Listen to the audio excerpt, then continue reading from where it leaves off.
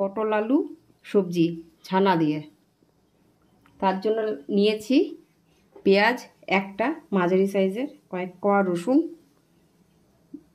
1 ইঞ্চির মতন আদা আর একটা ছোট্ট টমেটো।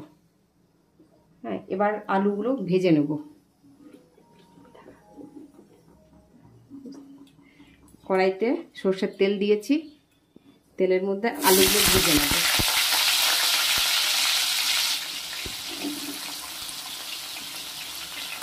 দুটো আলু দিয়েছি মিডিয়াম সাইজের।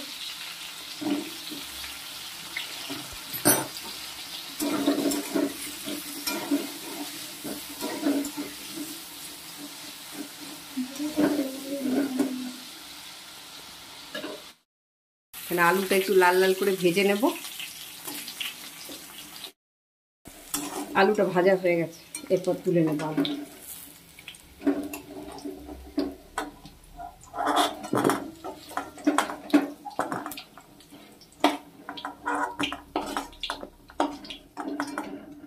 এবার ওই তেলের মধ্যে দিয়ে দেবো পটল।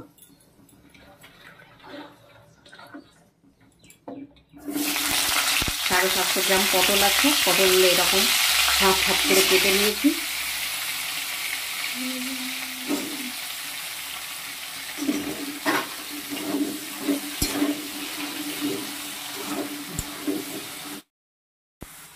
মশলার জন্য দেব পেঁয়াজ, রসুন, আদা, 3টে কাঁচা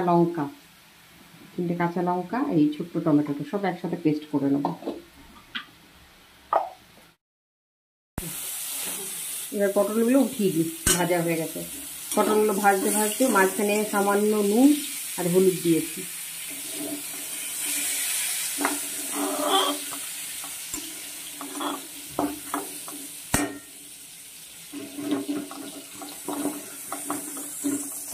পটল উঠিয়ে নিলাম। এবার আর একটু সামান্য তেল দিলাম, কড়াইতে আর একটু তেল দিলাম, সামান্য একটু কালো জিরে দিলাম, এই সামান্য একটু। মশলাটা করে রেখেছিলাম, ওটা পেস্ট করে নিয়েছি, ওটা দিয়ে দেবো।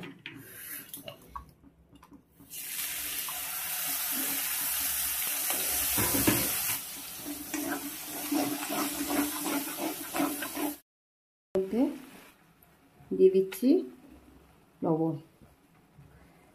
এই লবণটাই দিলাম, যেহেতু পটলে একটু দিয়েছি। ব্যাস, এবার দেবো হলুদ, এই হলুদটা, জিরে গুঁড়ো সামান্য, এই ধনে গুঁড়োটা সামান্য, ধনে গুঁড়ো দিলাম, লঙ্কার গুঁড়ো, মশলাতে কাঁচা লঙ্কা দিয়েছি, হাফ চামচের মতন চিনি গুলে দিচ্ছি।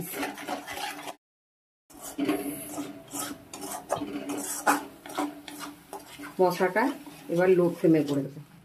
লো ফ্লেমে আস্তে আস্তে মশলা কষবে।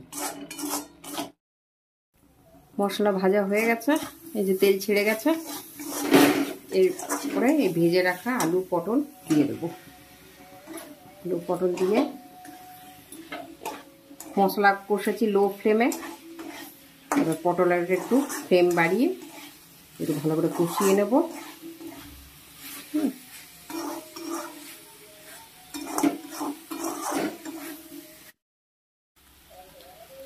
কষাতে কষাতে এর মধ্যে দিয়ে দেবো এই বাটিতে 1 বাটি ছানা।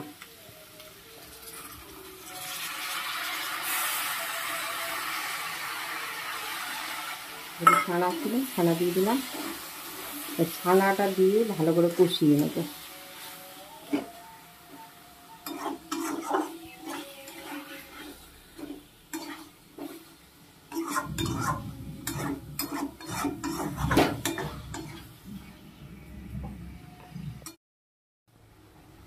এরপরে ওই মিক্সি ধোয়া জলটা দিয়ে দেবো,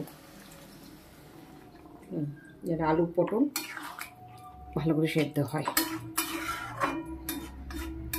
এবার ঢাকা দিয়ে দেবো।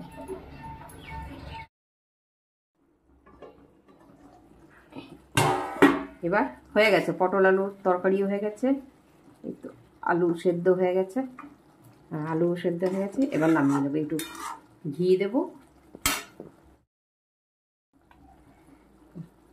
সামান্য ঘি দিলাম।